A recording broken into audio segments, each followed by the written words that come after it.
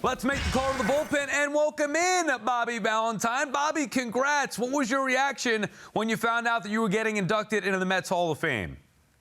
Holy cow, are you kidding me? That was my reaction. It was a spectacular phone call I got from Alex Cohen first and then Steve Cohen next. And I'm honored and very proud to be with such a great group of guys and gals. What does the Mets organization, Bobby, mean to you? Well, they filled up about half of my life. You know, I got there in '77 for the first time, and I stayed there through, 2002 or so, in and out, wearing the uniform proudly. And it's been a great journey, a great part of my life.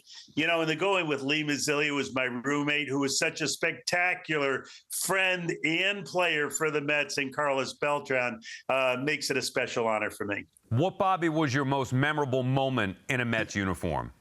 I'm asked that so often. You know, the September 21st came after 9/11, of course, the greatest event that I ever participated in, with Mike hitting that dramatic home run in the eighth inning. But there are so many of them. You know, Robin hitting the grand slam single, and Agbayani getting the double to get us a win in the World Series, and Fonzie's great plays, and Olerud's and Al Leiter's effort and great performance in Cincinnati, Johnny Franco's everyday presence. You know, there are just too many things to mention that blessed my life. You have any regrets about the 2000 World Series, or, thinking if Todd Zeal's ball went an inch higher at Yankee Stadium, that maybe the results could have been different for you in that Subway Series?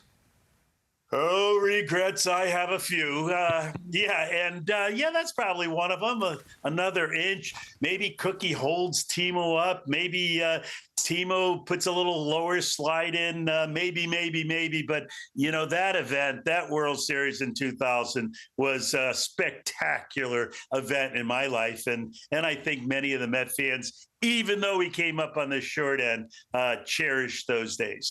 Bobby, my favorite thing about you is your personality, and you managed the Mets back when managers were the face of the team, big personalities. What do you think's changed from when you were managing the Mets to where we are now with Major League Baseball? Well, it has changed that way, and rightfully so. I think MLB needs to promote their players, needs to get those guys up front and personal with the fans, so that our great game could be watched and enjoyed. The managers were always the side act. The first time I met Casey Stengel back in '67 in his backyard, as a matter of fact, he was putting on a show at the time, and he wasn't even managing. Tommy Lasorda, of course, who is my mentor, was on that stage also, and I enjoyed performing, if you will, and letting the fans enjoy what was going on, and always protecting the players and distracting maybe the umpires and the opposition at times. Have you thought, I know it just happened yesterday, but have you thought about the emotions on the day of when you actually do get inducted into the Mets Hall of Fame, what that's going to be like for you? Well, I was up last night looking at the sailing at about 4 a.m, wondering what that's going to be like, and wonder what this show is going to be like, because those memories are so vivid and so fond in my mind that I hope I can relive them a little with those fans and friends and players and coaches and everyone who was involved with the great Met ownership. What does that mean now to be part of an organization that is really honoring its past?